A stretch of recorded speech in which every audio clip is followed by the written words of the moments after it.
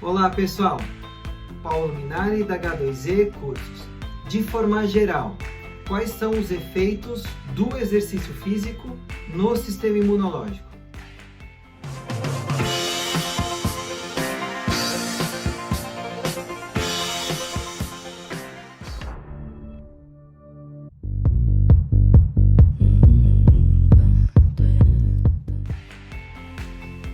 No vídeo de hoje mostrarei uma visão geral da relação entre exercício físico e sistema imunológico.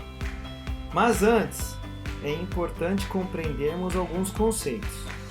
Será que existe diferença entre atividade física e exercício físico? Atividade física é qualquer movimento corporal produzido pela nossa musculatura que resulte em um gasto de energia acima do nível de repouso.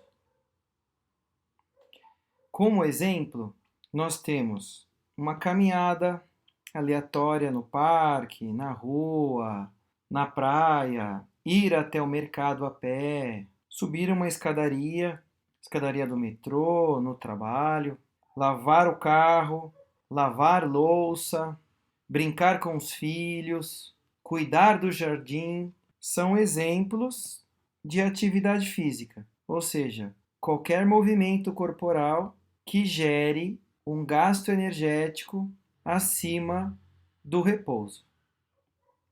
Já o exercício físico é toda atividade física sistematizada, planejada, estruturada e repetitiva, com objetivos específicos, como a melhoria e manutenção de um ou mais componentes da nossa aptidão física.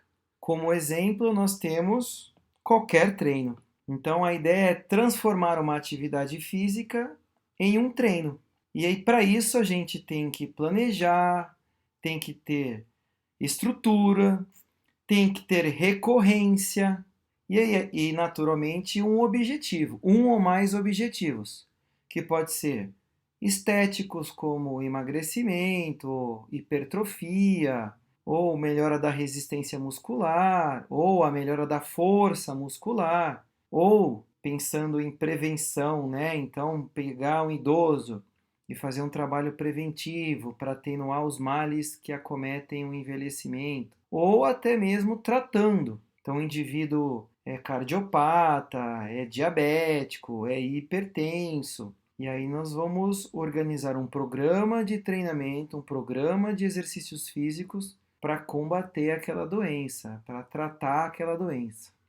É possível classificar a intensidade das nossas atividades motoras. Como exemplo, eu trouxe uma tabela para atividades aeróbias.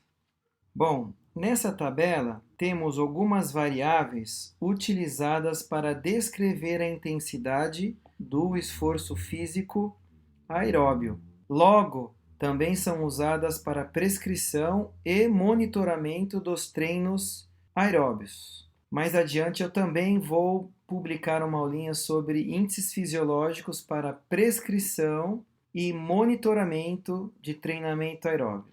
Segundo o Colégio Americano de Medicina Esportiva, uma das grandes referências mundiais em exercício físico, as atividades aeróbias são consideradas de intensidade moderada quando variam entre 64% e 76% da frequência cardíaca máxima, ou entre 46% e 63% do VO2 máximo, ou quando estão entre 12 e 13 na escala subjetiva de esforço, então a escala de Borg, muito famosa, muito utilizada. A escala de Borg também é conhecida como taxa de esforço percebido. Então, taxa de esforço percebido de Borg ou escala subjetiva de esforço. Enquanto que as atividades aeróbias que variam entre 76% e 93% da frequência cardíaca máxima, ou entre 64% e 90% do VO2 máximo, ou ainda que ficam entre 14 e 16 na tabela de esforço subjetivo de Borg, são consideradas atividades aeróbias árduas ou vigorosas. Já as intensidades que ficam abaixo da moderada são classificadas como leve ou muito leve. E aquelas que estão acima da intensidade vigorosa ou árdua são consideradas muito árduas ou máximas, 100%, né? E 20 é o limite da escala subjetiva de Borg. Estou apresentando essa tabelinha para vocês porque futuramente ela será útil, uma vez que nós estamos falando sobre exercício e naturalmente separaremos esses exercícios por intensidade. Então, conforme a intensidade, o exercício irá interferir, irá modular o sistema imunológico de forma diferente, ok? Aliás, eu não falei sobre porcentagem da frequência cardíaca de reserva e porcentagem do VO2 de reserva. É uma variável extremamente utilizada, porém estão mais associadas à prescrição de treinamento. Já é bem descrito que o exercício físico causa inúmeros benefícios à saúde e à qualidade de vida. No entanto, é possível afirmar que a prática regular de qualquer tipo de exercício influencia positivamente no funcionamento do sistema imunológico? O que seria melhor? Um treino aeróbio moderado, com volume alto, tipo 1h30, ou apenas um treino aeróbio de 45, 40 minutinhos de duração? Ou fazer um HIIT de 20 minutinhos? Agora, com relação ao treinamento resistido, né, musculação, o que seria melhor para o sistema imunológico? Um estímulo metabólico ou um estímulo tensional? Vamos às respostas? Como eu mencionei anteriormente, hoje eu mostrarei um cenário geral da relação entre exercício físico e sistema imunológico. As respostas promovidas pelo exercício físico, tanto agudamente quanto em sua cronicidade, afetam diversos componentes do sistema imunológico. Então, o exercício físico é uma situação que aumenta o nível de estresse fisiológico, resultando em alterações nos sistemas de controle homeostáticos, alterando, modificando, modulando as respostas imunológicas. O exercício físico induz mudanças na relação do eixo imuno, neuro e endócrino. Tudo bem essa relação? Ó? Sistema imunológico, deixa eu trocar de cor. Sistema imunológico mais sistema nervoso. Opa, setinha feia, hein? Ficou horrível. Mais sistema endócrino. Então, o exercício físico promove modificações na relação sistema imune, sistema nervoso e sistema endócrino, juntamente com uma variação dos níveis de metabólitos, como, por exemplo, o mais famoso e importante para a gente nesse momento, ácido lático, alterando diretamente as funções da imunidade. O exercício físico mantém uma relação direta com os componentes envolvidos tanto na resposta inata quanto na resposta adquirida. Se você tiver alguma dúvida sobre imunidade inata ou imunidade adquirida, vou deixar aqui o linkzinho no cards sobre esses temas para você revisar, ok? O exercício físico pode causar leucocitose ou leucopenia. O que é leucocitose? É o aumento no número de leucócitos. Leucopenia é a diminuição no número de leucócitos. Como exemplos de leucócitos, temos os linfócitos, neutrófilos, células natural killers, macrófagos, monócitos, etc. O exercício físico também pode alterar a quantidade de citocinas e de anticorpos. Pode aumentar ou diminuir. Essas alterações são dependentes da intensidade e da duração do volume do exercício. Nas próximas aulas, veremos detalhadamente a influência dessas duas variáveis sob a imunomodulação do exercício físico. Em algumas situações, os exercícios podem aumentar a suscetibilidade do nosso organismo a quadros infecciosos, manifestando-se principalmente nas vias aéreas superiores. Esse conceito de que o exercício físico pode produzir efeitos tanto imunoestimuladores quanto imunossupressores foi introduzido pelo Dr. David Niemann há aproximadamente 2 décadas. Ele propôs a teoria da curva em J. Essa teoria refere-se ao risco de desenvolver infecções do trato respiratório superior e à vulnerabilidade a contaminações. Esse risco é apresentado num curso em forma de J, conforme é possível observar nesse gráfico, que muda em função da intensidade e do volume de treino.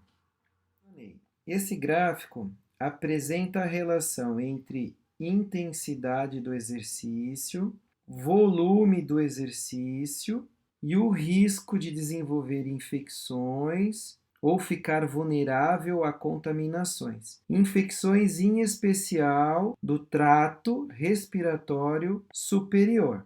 Percebam que as pessoas engajadas na prática regular de exercício físico de intensidade moderada apresentam menor risco de desenvolverem infecções do trato respiratório superior e um risco menor de vulnerabilidade.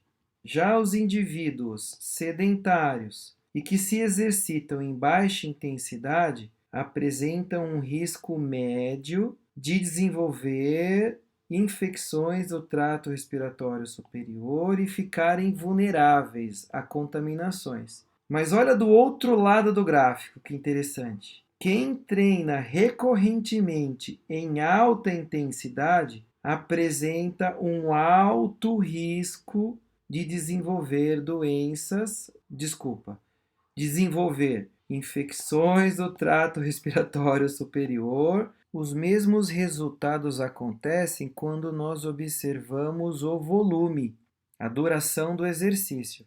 Então, os exercícios mais curtos apresentam médio ou baixo risco de desenvolver infecção do trato respiratório superior e se tornarem vulneráveis. Os indivíduos que treinam em volume moderado apresentam um menor risco de desenvolver infecções. Já os indivíduos que treinam em alto volume apresentam um alto risco de desenvolver infecções. Então a gente tem um efeito em espelho. Tanto os exercícios de alta intensidade quanto os exercícios de grande volume são imunossupressores.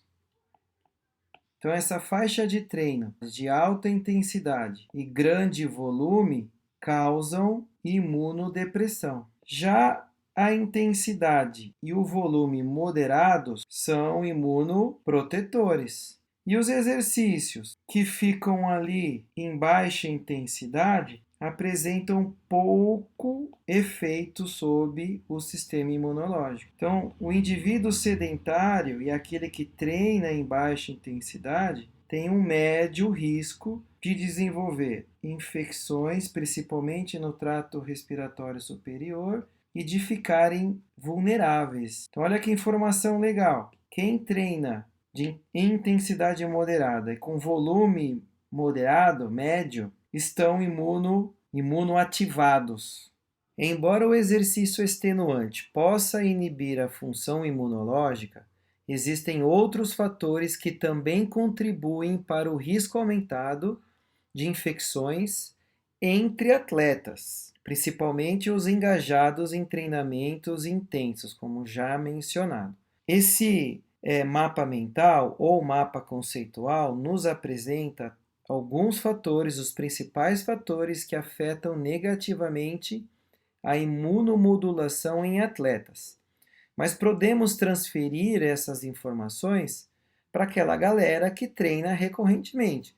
Não é um atleta, mas treina aí 4, 5, 6 vezes por semana, ok? Então, todas essas variáveis contribuem negativamente no funcionamento do sistema imunológico, aumentando a vulnerabilidade à contaminação e infecções. É importante conversarmos, observarmos que essas variáveis elas estão interligadas. Então, dificilmente eu vou conseguir elencar, colocar em hierarquia qual variável está sendo mais relevante naquele momento. Vamos criar uma situação. Imaginem um indivíduo que treina de forma intensa e alguns dias também treinos de longa duração. A gente sabe que esse tipo de treino induz ao aumento da vulnerabilidade a infecções e à contaminação. Mas como é que será que é a dieta dele? O quanto que a dieta dele está interferindo? O quanto que o sono dele está interferindo? E o estresse mental? Trabalho, casamento, filhos, O quanto que o estresse mental está contribuindo? E, por fim, nós temos também a influência da exposição a patógenos. Então, quem treina em grupo aumenta a exposição a patógenos, logo aumenta a sua vulnerabilidade a contaminações e infecções. Onde eu quero chegar? Algumas variáveis são passíveis de controle, como, por exemplo, a intensidade e a duração do meu treino. A minha dieta, então dietas pobres em carboidrato, vitamina C, D, zinco, selênio e magnésio, prejudicam o sistema imunológico. Outra variável que a gente consegue controlar é essa, treinar ou não em grupo. Agora, vocês concordam que o estresse mental e o débito de sono, então a insônia, são fatores que muitas vezes precisam de um apoio médico, de um apoio psicológico, para a gente efetivamente alterar esse componente. Bom, essa foi a visão geral que eu gostaria de compartilhar com vocês sobre o efeito do exercício físico no sistema imunológico. Na aula que vem, nós conversaremos sobre a influência do exercício moderado. Será que ele é imunoprotetor ou ele tem algumas peculiaridades? Se você curtiu a nossa aula, deixa aí o seu like, ative o sininho, inscreva-se no nosso canal, deixe um comentário, uma dúvida e compartilhe esse vídeo com um amigo. Valeu, valeu, valeu, um forte abraço e até a próxima!